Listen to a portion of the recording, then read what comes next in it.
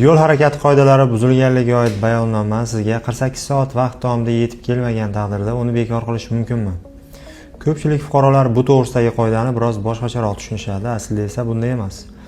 Ma'muriy javobgarlik to'g'risidagi O'zbekiston Respublikasi kodeksining 270-moddasiga ko'ra, maxsus foto va video qayd etish vositalari orqali yo'l harakati qoidalari buzilganligiga oid tasvir shunday qaror qabul qilish vakolatiga ega bo'lgan organga 48 soat vaqt davomida yuborilmagan taqdirda bunday ma'muriy huquqbuzarlik to'g'risidagi ishni boshlash mumkin emasligi, boshlanganini esa tugatish lozimligi belgilangan.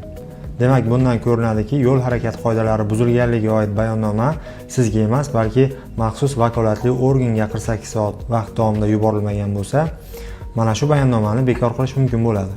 Demak, bundan ko'rinadiki, yo'l harakati qoidalari buzilganligiga oid bayonnoma sizga emas, balki maxsus vakolatli organga 48 soat vaqt davomida yuborilmagan bo'lsa, mana shu bayonnomani bekor qilish mumkin bo'ladi. Lekin ko'pincha 90% holatlarda radarlar tomonidan tushirilgan video tasvirlar vakolatli organga 48 soat vaqt davomida, ya'ni belgilangan vaqt davomida yuboriladi. Shunga ko'ra, bayonnomani bekor qilish emas, balki qoidalarni buzmaslikka harakat qiling. Videoni qoidabuzar do'stlaringizga yuborib qo'ying. Sahifamizga obuna bo'lib, fikrlaringizni izohlar bo'limida qoldiring.